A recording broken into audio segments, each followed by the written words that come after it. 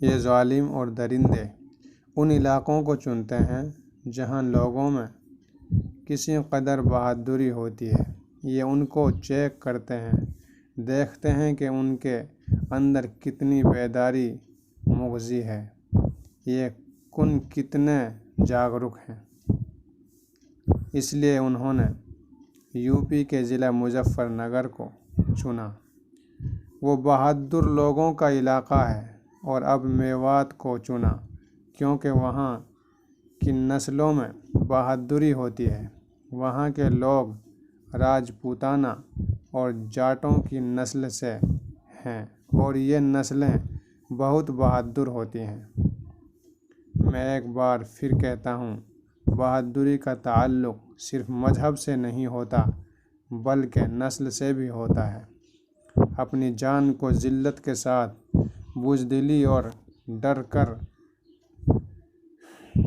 گنوانے کے بجائے بہادری کے ساتھ ظالم کا مقابلہ کرتے ہوئے اس کی جان لینا اور اپنی جان گنوانا بہتر ہے۔ یہی اسلام ہم کو سکھاتا ہے اور ہندوستان کا قانون بھی اس کی اجازت دیتا ہے کہ اگر تم اپنی جان بچانے کے لیے دفاعی طریقے پر کسی کو قتل کر دو اور تم یہ ثابت کر دو کہ میں نے اپنی جان بچانے کے لیے اس کو مارا ہے تو ہندوستانی قانون کے مطابق اس کو قاتل شمار نہیں کیا جائے گا۔ اس نئے دور میں ہم کو بہادری اور شرافت دونوں کے ساتھ جینا ہوگا اور ہر وقت کے لیے تیار رہنا ہوگا۔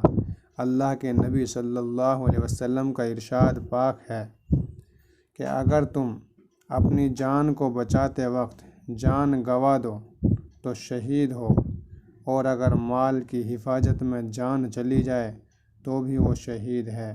مسلمان کے تو دونوں ہاتھوں میں لڈوئے ہیں۔ اگر وہ ظالم کو قتل کر دے، مار دے، تم مجاہد فی سبیل اللہ ہیں، اور اگر خود قتل ہو جائے تو اس کو شہادت کا درجہ ملتا ہے۔ اب یہ نیا زمانہ انسانوں کا نہیں رہا بلکہ انسانوں کی شکل میں حرامی بھیڑیے آ گئے ہیں، درندے اور جانور پیدا ہو گئے ہیں۔ ہماری بچیوں کو کئی کلومیٹر تک ننگا گھمایا جاتا ہے۔ اب ان کو ایک مسجد کا امام بھی برداشت نہیں۔ مسجد میں گھس کر معصوم امام کو چاقوؤں سے گود کر مارا جاتا ہے۔ آخر تم کب بیدار ہوگے؟ مسلمانوں، کب غفلت کی نیند سے بیدار جاگو گے؟ کب تک یہ سوچتے رہو گے کہ یہ ظلم ہم پر تھوڑے ہی ہو رہا ہے؟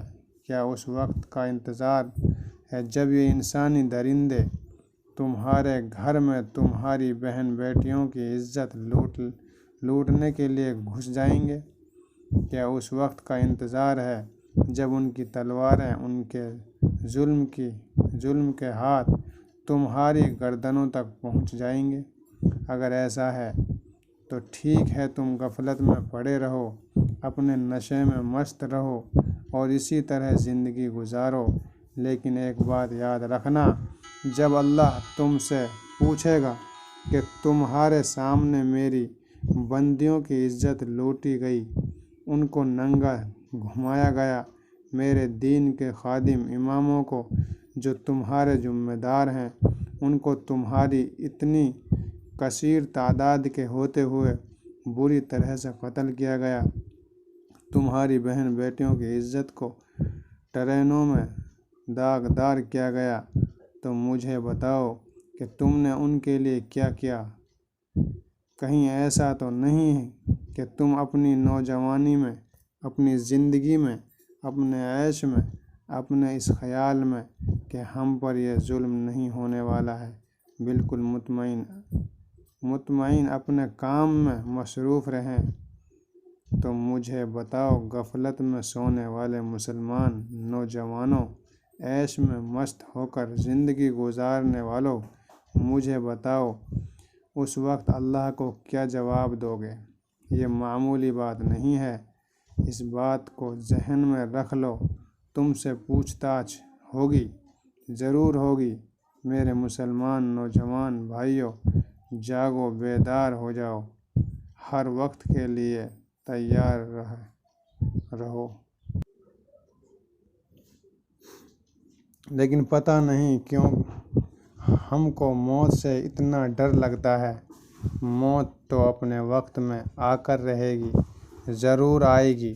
جس وقت کو، جس طریقے کو اللہ تعالیٰ نے ہماری موت کے لیے متعین کر دیا ہے، تو موت اسی وقت میں اسی طریقے سے آ کر رہے گی۔ اگر ہماری موت گھر پر لکھی ہوگی تو گھر پر آئے گی، باہر ایکسیڈنٹ کی وجہ سے لکھی ہوگی تو ایکسیڈنٹ کی وجہ سے آئے گی، اور اگر ظالم کے ظلم کو مٹاتے وقت، اس کا مقابلہ کرتے وقت شہادت لکھی ہے تو اس وقت بھی آ کر رہے گی۔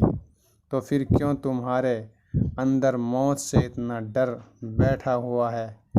کیوں ظالم کے ظلم کا مقابلہ کرنے کے لیے کھڑے نہیں ہوتے ہو؟ کیوں اپنی زبان کو خاموش رکھتے ہو کہ ان کے خلاف نہیں بولتے ہو؟ آخر کیوں؟ کیا تمہیں بزدل ہو کر مرنا پسند ہے، جو اللہ کو اور اس کے رسول کو بھی ناپسند ہے؟ مسلمان ایسا نہیں ہو سکتا۔ نماز فجر بغیر جماعت کے پڑھتے ہیں، نمازوں کی کوئی پابندی نہیں، اگر پڑھتے ہیں تو وہ بھی اپنے گھر میں بغیر جماعت کے پڑھتے ہیں۔ کیا تمہیں جماعت کی اہمیت نہیں معلوم؟ نماز چھوڑ دو۔ اللہ اکبر! کیا اللہ کے نبی کی حدیث تمہیں معلوم نہیں کہ اللہ کے نبی صلی اللہ علیہ وسلم نے ارشاد فرمایا، میرا من کرتا ہے کہ میں ان لوگوں کے گھر کو جلا دوں جو نماز باجماعت نہ پڑھتے ہوں، لیکن ہم کو پتہ نہیں کیا ہو گیا ہے، نماز کی کوئی اہمیت ہی نہیں ہے۔ ہمارے نزدیک میں ہاتھ جوڑ کر کہتا ہوں، واپس آ جاؤ، واپس آ جاؤ، سدھر جاؤ، جاگ جاؤ، بیدار ہو جاؤ، اس نشے سے ہوش میں آ جاؤ، ورنہ تو تمہاری نسلیں بھی تمہیں بد دعا دیں گی۔ میں میوات کے تمام لوگوں کو پیغام دینا چاہتا ہوں کہ وہ اپنی حفاظت کا انتظام کریں، مسجد میں باری باری سے 10-15 لوگ سوئیں اور پہرا دیں امام صاحب کی حفاظت کے لیے، اور اگر کوئی جانور درندہ آ جائے تو اینٹ کا جواب پتھر سے دیں۔ کیا ہم عورتوں سے زیادہ نامرد ہو گئے ہیں؟ ہم نے اپنے ہاتھوں میں چوڑیاں پہن لی ہیں، آخر ان کی کیسے ہمت ہو سکتی ہے ہم پر حملہ کرنے کی، ہماری مسجدوں پر حملہ کرنے کی، ہماری بہن بیٹیوں کی عزت پر ہاتھ ڈالنے کی؟